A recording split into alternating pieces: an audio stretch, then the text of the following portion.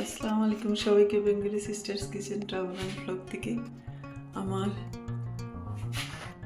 উপরের ঘরের থেকে আমি আমার লাউ গাছকে দেখতে পাই। অল্প একটু উঠেছে, আপেল গাছ, লাউ গাছ আর কিছুটা অংশ দেখা যায় এখান থেকে গার্ডেনে।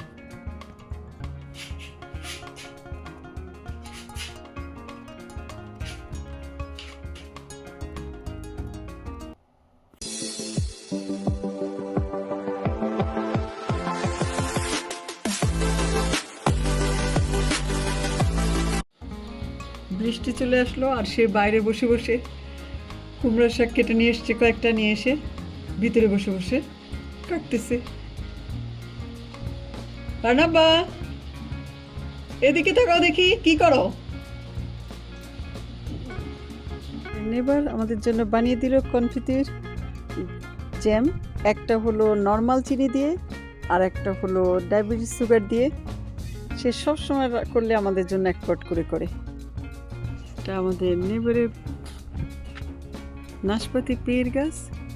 এই যে তারা আমাদেরকে 2 বালতি দিল। এখন এখানে হলো কাঁচা কাঁচাগুলি আর এগুলো হলো পাকাগুলি।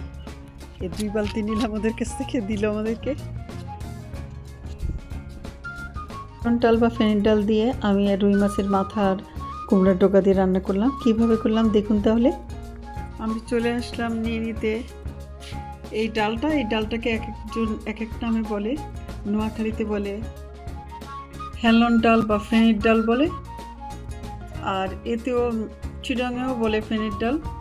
তো এই ডালটা দিয়ে রান্না করব আমি আজকে কুমড়ার আগাগুলো, মানে কুমড়ার ডোকা দিয়ে।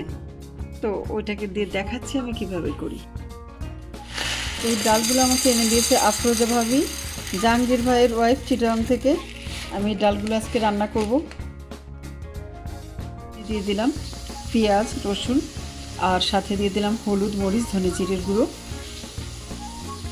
তারপর এটাকে এখন ভালো করে কষিয়ে নিয়ে তারপরে বাকি আমি অন্য অন্য জিনিসগুলো দিব। নিয়ে নিলাম মিষ্টি কুমড়োর আগাগুলো আর ছোটো ছোটো পাতাগুলি। এখানে নিলাম হেলন ডাল, এটাকে সিদ্ধ করে মাছটা ভাজি করে নিয়ে, আর এখানে নিলাম নারিকেলকে পেস্ট করে।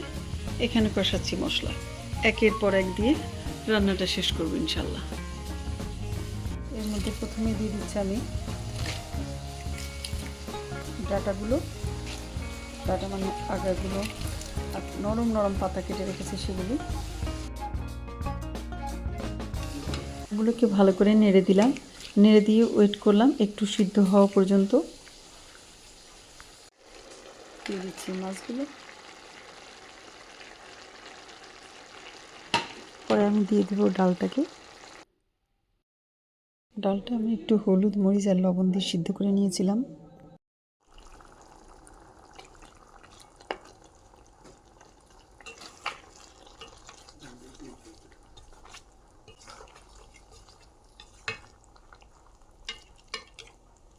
ডালটাকে একটু ভিতরে ঢুকিয়ে দিচ্ছি।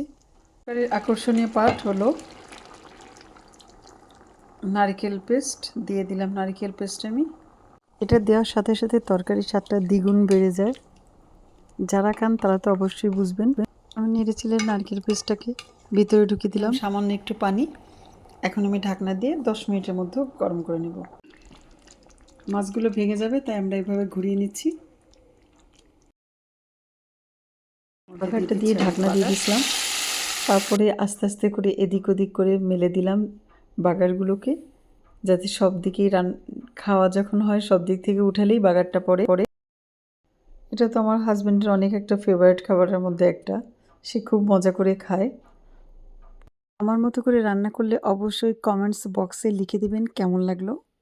বৃষ্টি শুরু হয়ে গেল, তো আমরা বিকালের নাস্তায় বানিয়ে নিলাম চিকেন পেরি পেরি আর ফ্রাইস। এটাই আমাদের বিকালে না। চলে আসবো অন্য কোনো নতুন ভিডিও নিয়ে। ততক্ষণ পর্যন্ত সবাই ভালো থাকবেন। আল্লাহ হাফেজ।